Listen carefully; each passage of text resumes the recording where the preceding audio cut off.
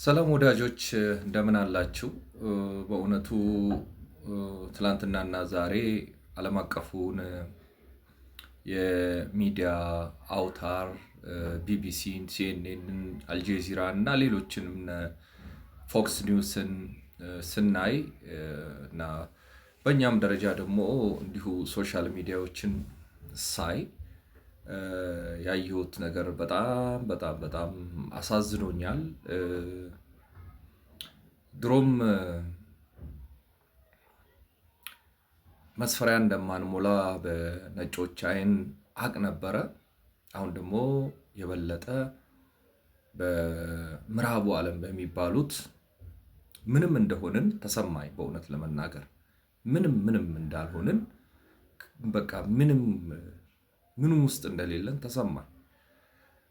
ርዕሱ ላይ እንዳያችሁት ከቬንዙዌላው ፕሬዝዳንት ከማዱሮ ጋር ኒኮላ ማዱሮ ማለት ነው ተያይዞ ማለት ነው። እንግዲህ እንደሰማችሁትና እንዳያችሁት አሜሪካ ወታደር ልካ ከቤተ መንግስቱ ያውም በጣም እጅግ የተደራጀ ድብቅ በመሬት ስር ያለ ባንከር ወይም ቤተ መንግስት ገንብቶ ሳለ ከዛ ውስጥ አፍና ወስዳ ማንም ሳይሰማ ወደ አሜሪካ ወስዷለች። በጣም በሚያዋርድ በሚያሳፍር በሚያሳቅቅ ሁኔታ አይኑን ሸፍነው ምን ብለው ወደ አሜሪካ ወስደውታል። ይህን ሲያደርጉ አንዳንድ መረጃዎች አሁን ሲወጡ የከተማውን መብራት አጥፍተዋል፣ የቤተ መንግስቱን መብራት አጥፍተዋል። በቃ ቀደም ብለው ሁሉ ነገሩን ጨርሰዋል ማለት ነው ቬንዙዌላ ውስጥ። በጣም በሚያሳዝን እኔ በህይወት ዘመኔ እንዲህ ዲስአፖይንትድ ሆኜ አላውቅም። እንዲህ ያለ የበታችነት ስሜት ተሰምቶኝ አያውቅም። በቃ የሆነ ምንም ነን ለካ ምዕራቡ ዓለም በተለይ ለና አሜሪካ ምንም ነን ያልኩት እኔ በቃ እኔ አገሬ ላይ ወይም እዚሁ አፍሪካ ውስጥ የተከሰተ ያህል ነው የተሰማኝ። በእውነት በጣም ነው ያዘንኩት። የአንድን አገር ህጋዊ መንግስት የሆነ አገር የራሱን ፍላጎት ተከትሎ እንደ ፍላጎቴ አልተራመደም ብሎ መጥቶ አንቆ ወስዶ አገሩ ላይ በሚያዋርድና በሚያሳቅቅ ሁኔታ ለሚዲያ እይታ ሲያቀርብ በጣም ያሳዝናል።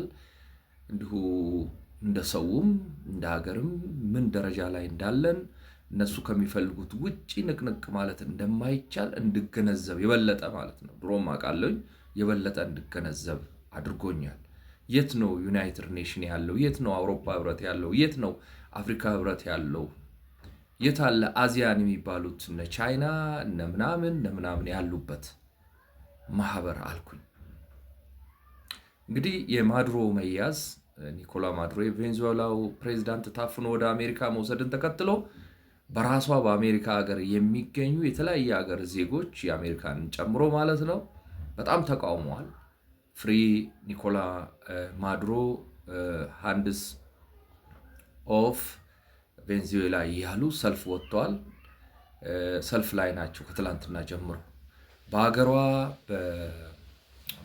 በራሷ በማዱሮ ሀገር በቬንዙዌላ በካራካስም ከፍ ያለ የተቃውሞም የድጋፍ ሰልፍም ህዝቡ እየወጣ ነው። አንዳንዱ ሰየው ብሎ በደስታ ሲያለቅስ፣ ሌላው ደግሞ ተደፈርን፣ ተናቅን፣ ይሄ ለቬንዙዌላን ብቻ ሳይሆን ለዓለም ህዝብ ውርደት ነው ብሎ እያለቀሱ የነበሩ ማለት ነው። እንግዲህ በተለያየ ሀገራትም ከቬንዙዌላ ውጪ እና ከአሜሪካ ውጪም እንዲህ ያለው የአሜሪካን ድርጊት የሚቃወም ሰልፍ እዛም እዚህም እየተካሄደ ይገኛል። እንግዲህ የአሜሪካ መንግስትም የአሜሪካ ጦር ኃይሉም እንዴት እንደያዘው እንዴት አፍኖ ወደ አሜሪካ እንደወሰደው መግለጫ ሰጥቷል። በቃ ማን ምን ያደርገናል ነው እንጂ አሁን ከቬንዙዌላ የበለጡ ስንት አምባገነን መንግስታትና ሀገራት አሉ። ጉዳዩ ከሱ አምባገነንነት ወይም አገሪቷ ዲሞክራሲ ስለሌለ ስላለ አይደለም። ለማንም ግልጽ እንደሆነው ጉዳዩ ሌላ ነው። ጉዳዩ የጥቅም የኢኮኖሚ ጥያቄ ነው። ይህንን በርካታ የዓለም ምሁራን ይግባቡበታል፣ ፖለቲከኞችም የኢኮኖሚ ባለሙያዎችም። የሆነ ሆኖ ግን ዋናው ነጥባችን የት ነው ያለነው? ምን አይነት ዓለም ውስጥ ነው ያለነው? ለካስ በዚህ ደረጃ በቃ ሌላው ዓለም ከነዚህ ኒኩለር ከታጠቁት አገራት ውጭ ያለ ሁሉ ምንም ነው ያልኩት።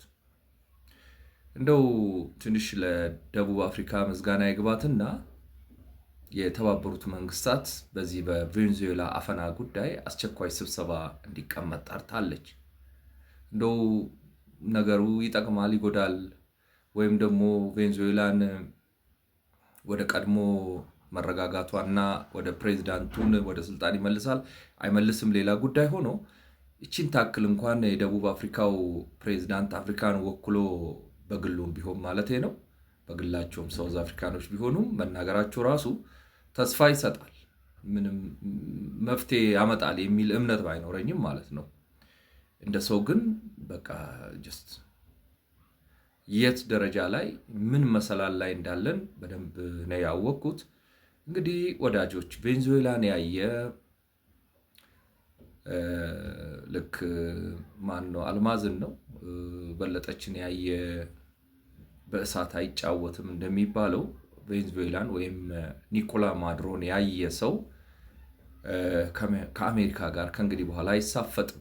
በነገራችን ላይ አሜሪካ ኒኮላ ማዱሮን ብቻ ሳይሆን ከዚህ ቀደም የፓናማውንም ፕሬዝዳንት ኦር ጠቅላይ ሚኒስትር በ1990ዎቹ እንዲሁ አፍና ወደ ሀገሯ ወስዳ በርካታ አስርተ ዓመታትን በስር እንዲማቀቅ አድርጋለች፣ ፈርዳበት ማለት ነው። ስለዚህ በቃ አሜሪካ ዓለም ላይ ምንም ናት ማለት ነው። ማለት ምንም ማድረግ የምትችል የፈለገችውን መወሰን የምትችል አገር ናት ማለት ነው። እና እኔ ከዚህ በኋላ የየትኛውም አገር መሪ ምናልባትም ከነ ቻይና እና ራሽያ ምናልባት ሰሜን ኮሪያ ካልሆነ በስተቀር ሌሎቻችን እንደው ባንሳፈጣቸው ጥሩ ነው ብዬ ነው ማስበው። እኔ እንኳን የሀገር መሪ አይደለሁም፣ ግን የሀገር መሪዎች በአማርኛ መስማት የሚችሉ ባይኖሩም እንግዲህ ምናልባትም ጥቂት ነው በአማርኛ የሚሰማው አውቃለሁኝ። ግን እንደው ዝም ብዬ እንደ ሰው ከዚህ በኋላ ከአሜሪካ ጋር ባይሳፈጡ ጥሩ ነው። በምንም ጊዜ በየትኛውም ሰዓት አሜሪካ ከቤተ መንግስት ማንም ሳይሰማ ማንም ሳይ የፈለገችውን መሪ አንጠልጥላ መውሰድ እንደምትችል 100% በቃ ማረጋገጫ ማህተብ መታለች። ትላንትና በኒኮላ ማዱሮ ላይ በፈጸመችው ተግባር ማለት ነው። እንግዲህ ውሎ አድሮ ይሄ ነገር ወዴት ይሄዳል? ተቃውሞ ይቀዘቅዛል ወይስ እየቀጠለ ይሄዳል? ራሷ የአሜሪካ ዜጎች ምን ይላሉ? የዓለም ህዝብስ ምን ይላል?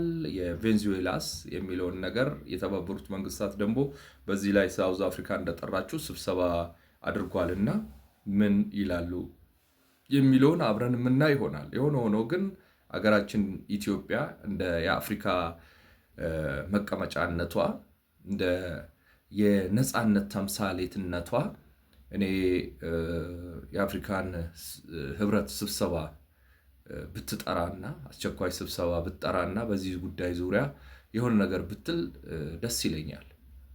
ምክንያቱም በጣም ብዙ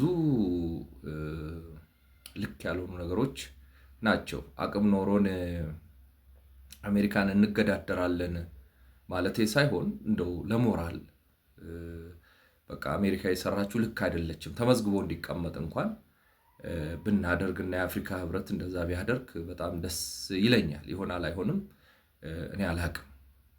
ግን በጣም በቃ ሰው የመሆን ሞራልን የሚሰብር አገር ማለት ዝም ብሎ የዓለም መንግስታት ማለት ዝም ብሎ መሆኑን በቃ በደንብ ነው የተገነዘብኩበት። ጡንቻ ያለው አቅም ያለው ማንንም መደፍጠጥ ማንንም አንቆ የፈለገበት መውሰድ መብት እንዳለው የተረጋገጠበት ጊዜ ላይ ነን። ስለዚህ ወዳጆች እስቲ ዛሬ ማታ በዚህ ጉዳይ ዙሪያ እናውራ። እንደው አፍሪካኖች እኛ አፍሪካኖች ምን ላይ ነን?